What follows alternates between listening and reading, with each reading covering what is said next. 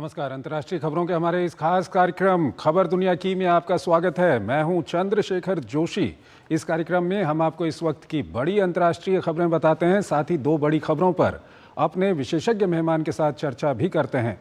आज हम अमेरिका और चीन के बीच चल रहे टैरिफ वॉर और दुनिया के मौसम को लेकर एक परेशान करने वाली रिपोर्ट पर चर्चा करेंगे। लेकिन आइए सबसे पहले आपको दिखाते हैं इस वक्त की अंतर्राष्ट्रीय हेडलाइंस। चीन को भारी पड़ा अमेरिका को जवाब देना, ट्रंप ने और तेज किया टैरिफ टॉर्चर। अब ठोका 245% का शुल्क। चीन ने कहा बंद हो दबाव, धमकाने और ब्लैकमेलिंग की रणनीति।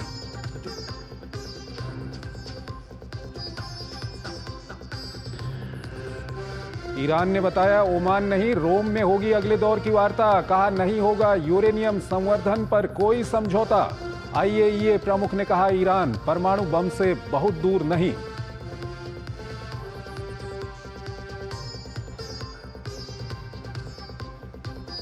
इजराइल का गाजा पर हमला जारी। कहा हमास के नियंत्रण को कमजोर करने के लिए रोकी मानवीय सहायता। इस्लामिक जिहाद ने जारी किया जीवित बंधक का वीडियो।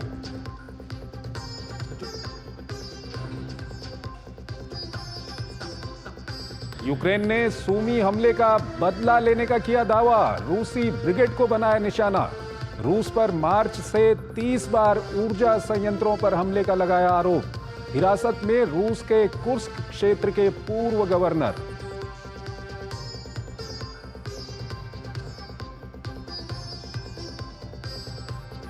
पेरू के पूर्व राष्ट्रपति और उनकी पत्नी को 15 साल की जेल। ब्राजीली कंपनी से रिश्वत लेने का आरोप। साल 2011 से 2016 तक रहे राष्ट्रपति ओलांटा हमाला।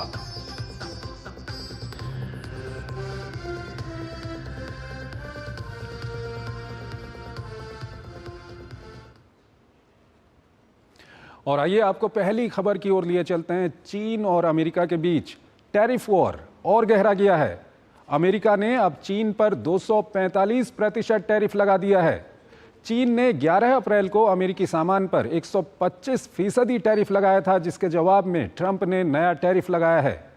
इस पर चीन के विदेश मंत्रालय का कहना है कि अगर अमेरिका सच में डायलॉग और समझौते के जरिए मुद्दे को सुलझाना चाहता है तो उसे बेमतलब का दबाव बनाना, डराना और ब्लैकमेल करना बंद करना चाहिए और चीन के साथ बात करनी चाहिए। ये रिपोर्ट देखिए।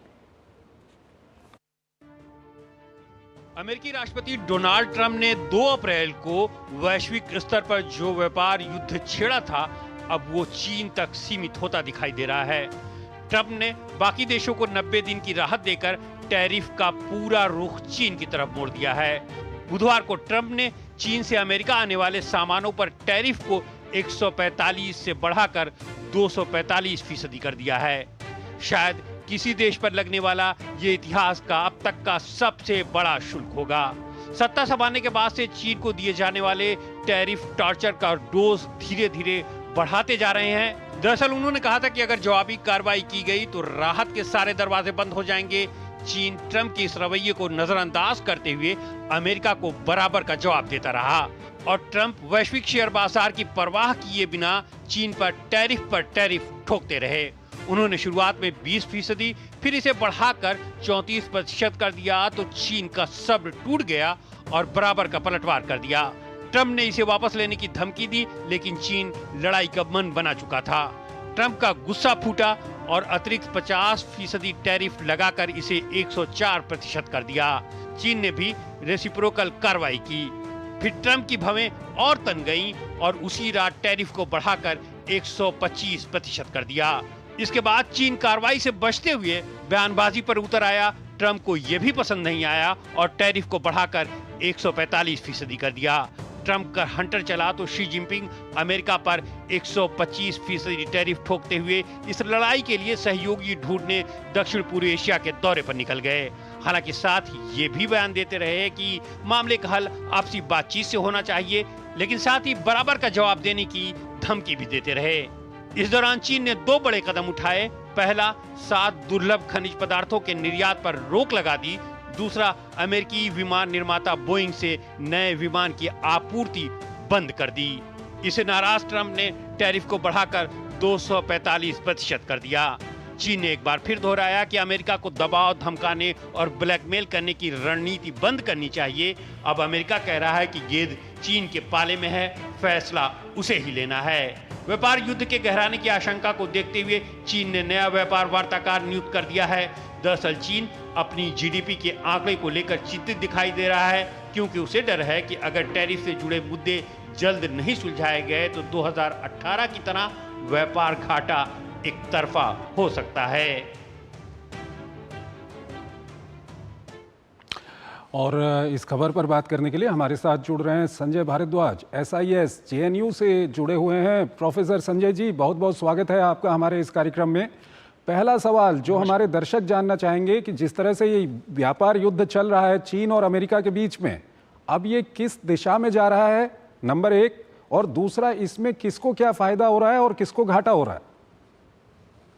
देखिए, ये साफ साफ है कि जिस तरीके से जो रेसिप्रोकल टैक्स अमेरिका ने लगाया है 2 अप्रैल के बाद जो डेवलपमेंट हुआ है, तो उसमें सबसे बड़ा जो टारगेट है बेसिकली अमेरिका चाइना को पनिश करने के मकसद से ये टैक्स लगा रहा है। और ये चाइना को पनिश करने के लिए बाकी सब कंट्रीज पे भी टैक्स लगा रहा है, ताकि चाइना अपने ट्रेड्स को किसी दूसरे कंट्री के माध्यम से रीरूट नहीं कर पाए। अब इसमें सवाल है कि जो अमेरिका और ट्रंप का जो इलेक्टोरल विक्ट्री हुआ, उसमें ये मैंडेट था कि वो अमेरिका में मैन्युफैक्चरिंग सेक्टर को आगे बढ़ाएगा और अमेरिका को दोबारा से ग्रेट बनाएगा, मेक अमेरिका ग्रेट अगेन। और उसके आधार पे उनको समर्थन मिला और वो इलेक्ट हुए।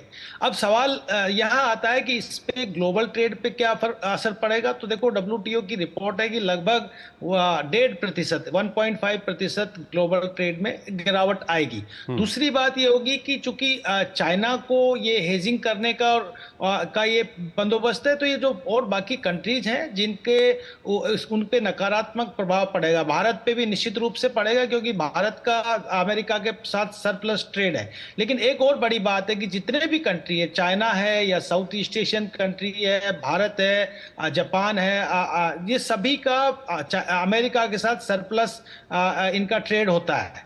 और चाइना का इन सब कंट्रीज के साथ, चाहे भारत का चाइना के साथ या साउथ ईस्ट एशिया का चाइना के साथ, इन सब के साथ हमारा ट्रेड डेफिसिट होता है। लगभग $200 बिलियन का ट्रेड डेफिसिट चाइना का आसियान कंट्रीज का चाइना के साथ है। और वही हालात जो सरप्लस है आसियान का अमेरिका के साथ $200 बिलियन का है।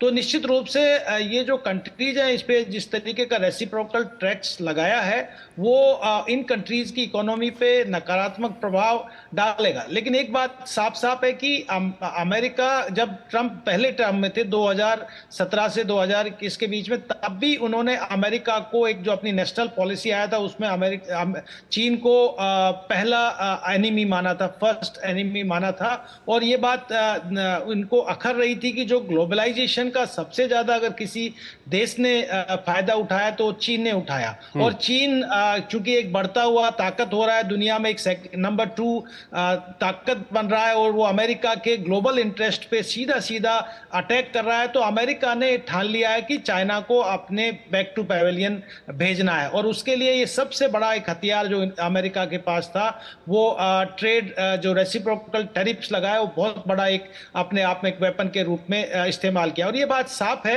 कि अमेरिका ये जानता है कि अगर इस तरीके के कदम और सैंक्शंस और टैरिफ लगाने से ये दूसरे कंट्रीज जो ग्लोबल साउथ में है या बाकी कंट्रीज को बार्गेनिंग कंडीशन में लेके आएंगे।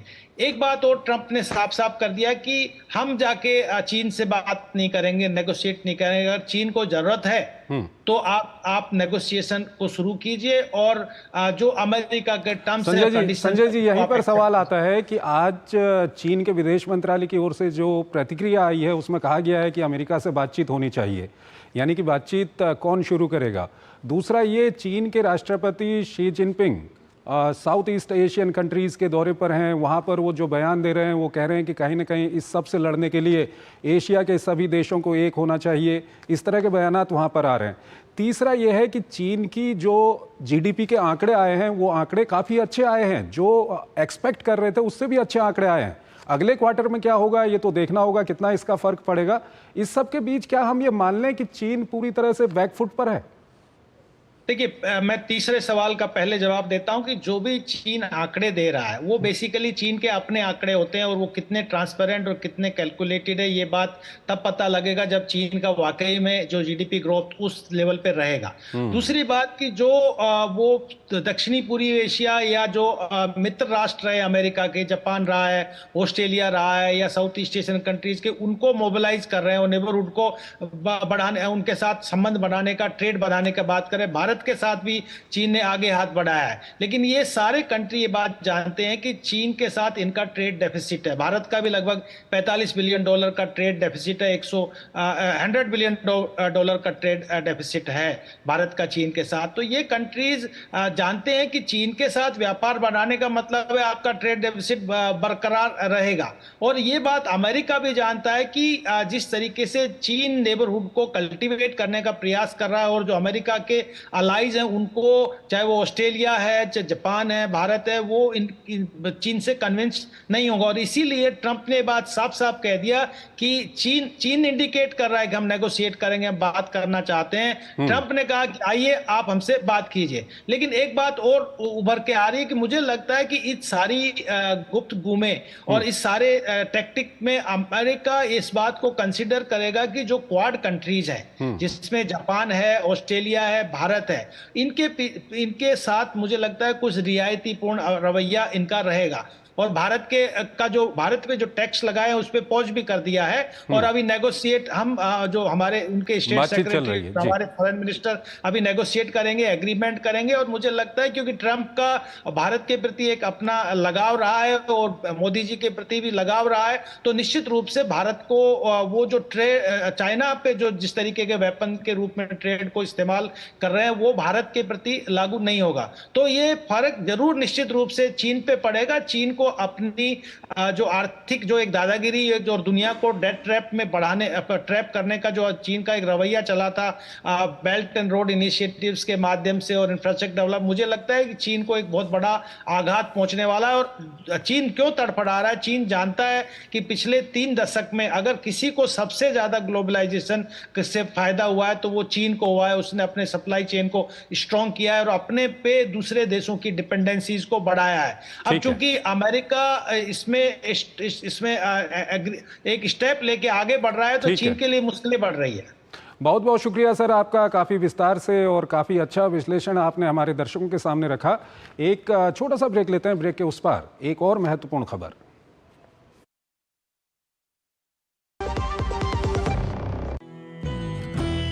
प्रिय बाबा साहेब अम्बेडकर, आज हम भारतवासी आपका हर सपना सच कर रहे हैं। बिना भेदभाव अपने SC/ST वर्ग के भाई बहनों का जीवन आसान बना रहे हैं। उनको मुफ्त इलाज पहुंचा रहे हैं, खेती में उनका साथ निभा रहे हैं, पढ़ाई के लिए स्कॉलरशिप पहुंचा है। जो अवसर की राह तक रहे थे उन्हें पूरे मौके दिला रहे हैं, उन्हें इनोवेशन में पार्टनर बना रहे हैं। बाबा साहेब, हम प्रधानमंत्री नरेंद्र मोदी के नेतृत्व में इस 135वीं जन्म जयंती पर आपके बताए रास्ते पर चलने का संकल्प और मजबूत करते हैं। जो लक्ष्य चुना था समझ आने लगा है। GLA यूनिवर्सिटी, उच्च लक्ष्य की निश्चित प्राप्ति। स्वागत है आपका ब्रेक के बाद। दुनिया में जलवायु परिवर्तन का असर अब साफ तौर पर दिखने लगा है।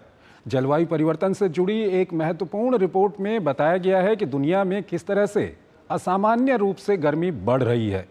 इसका सबसे भयंकर असर यूरोप में देखा गया। बीता मार्च यूरोप में अब तक का सबसे गर्म महीना रहा। वहीं दुनिया के दूसरे हिस्सों में भी हालात काफ़ी खराब हैं। इस रिपोर्ट में भविष्य को लेकर भी खतरनाक चेतावनी दी गई है। ये रिपोर्ट देखिए।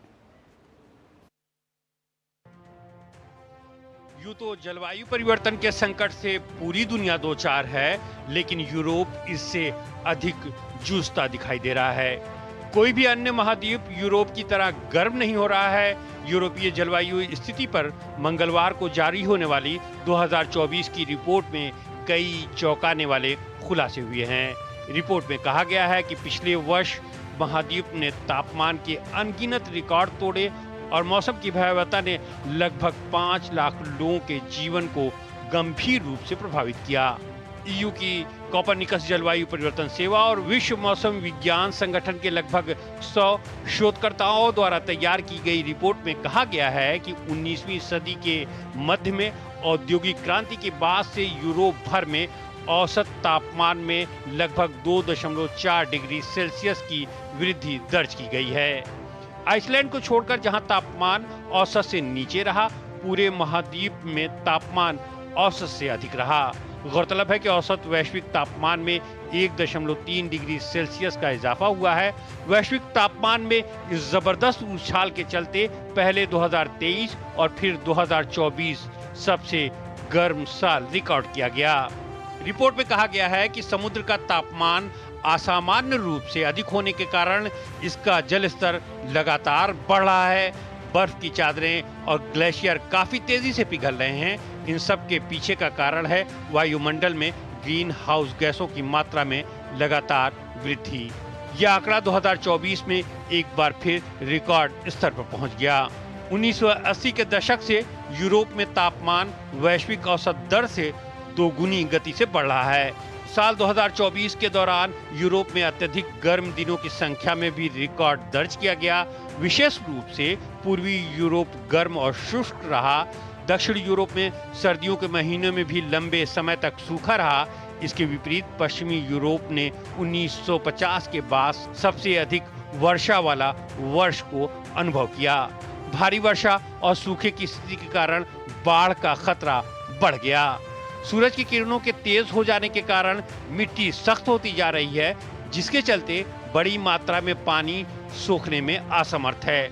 नतीजा ये हुआ कि बहुत जल्द बाढ़ जैसे हालात हो जाते हैं। रिपोर्ट में चेतावनी दी गई है कि यूरोप में अत्यधिक गर्मी के कारण 2100 तक कम से कम 30,000 अतिरिक्त मौतें हो सकती हैं।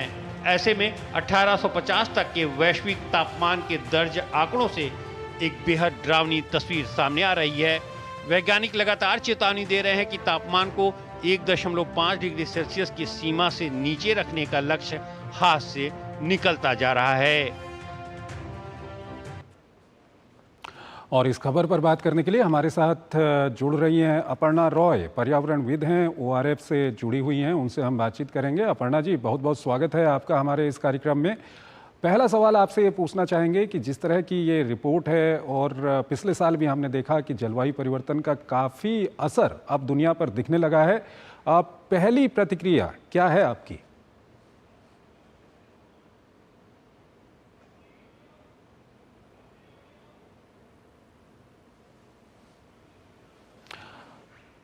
आप अपने सिस्टम को अनम्यूट कर लीजिए अपर्णा जी पहले।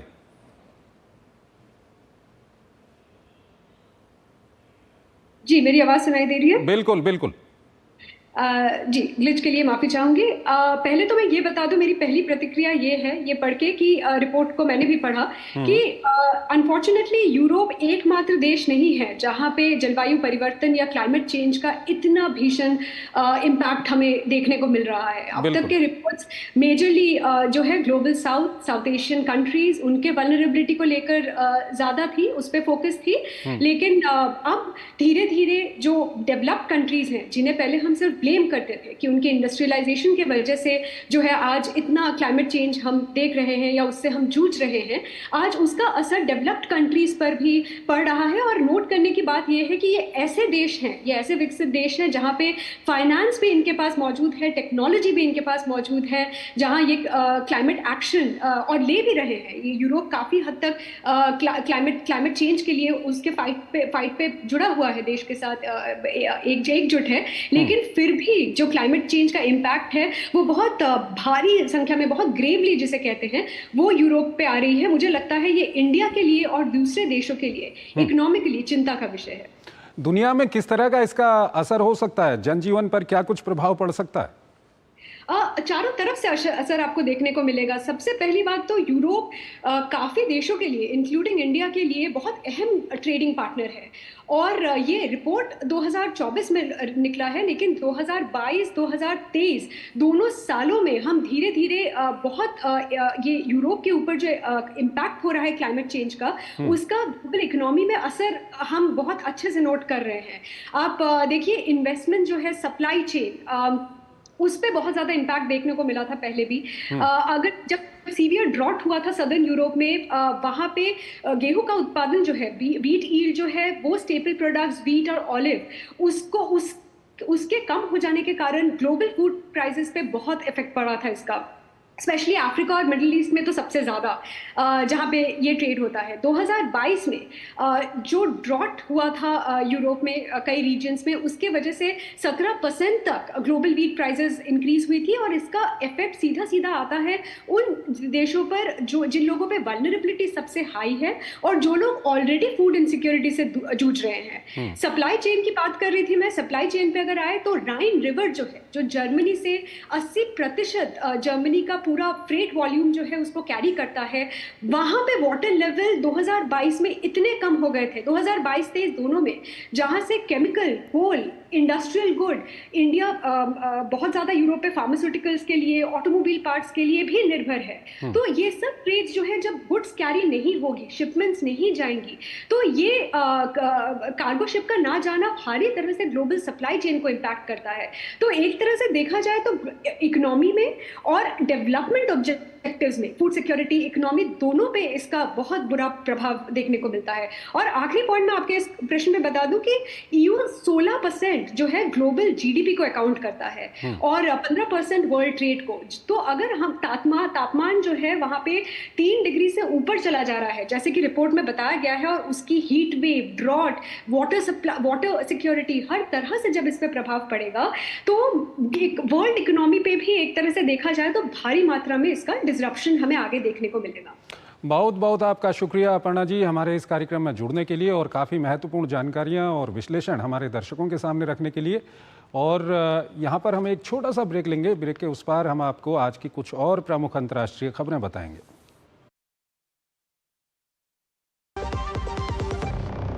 जब धरती चीर कर निकलता है लोहे का पत्थर और मिलता है मोंगिया के जोश से, फिर तपता है, पिघलता है और बनता है फौलाद। अब होता है सरिया सारी खूबियों के साथ। मोंगिया स्टील, मजबूत देश का मजबूत सरिया। जो लक्ष्य चुना था समझ आने लगा है। GLA यूनिवर्सिटी, उच्च लक्ष्य की निश्चित प्राप्ति। स्वागत है आपका। ब्रेक के बाद अंतर्राष्ट्रीय खबरों के हमारे इस कार्यक्रम को हम यहीं पर समाप्त करते हैं, लेकिन जाते जाते आपको छोड़ जाते हैं आज की कुछ और प्रमुख अंतर्राष्ट्रीय खबरों के साथ। आप इन खबरों को देखिए और हमारी पूरी टीम को इजाजत दीजिए। नमस्कार। फ्रांस के राष्ट्रपति इमैनुअल मैक्रों द्वारा ड्रग माफियाओं पर कड़ा एक्शन लेने के कारण फ्रांस की कई जेलों पर ताबड़तोड़ हमले हुए हैं। टूलोन समेत कई शहरों की जेलों के बाहर गाड़ियां जलाई गईं और ऑटोमेटिक हथियारों से फायरिंग की गई। हमलों के पीछे माफिया नेटवर्क का हाथ बताया जा रहा है। प्रशासन द्वारा इन हमलों को आतंकवादी हमला बताया गया है। दरअसल फ्रांस सरकार द्वारा कई ड्रग माफियाओं को गिरफ्तार किया गया है। माना जा रहा है कि जेलों पर हमला इन्हीं नेटवर्क की ओर से सरकार को चेतावनी देने की कोशिश है। रूस और यूक्रेन के बीच युद्ध भीषण बना हुआ है।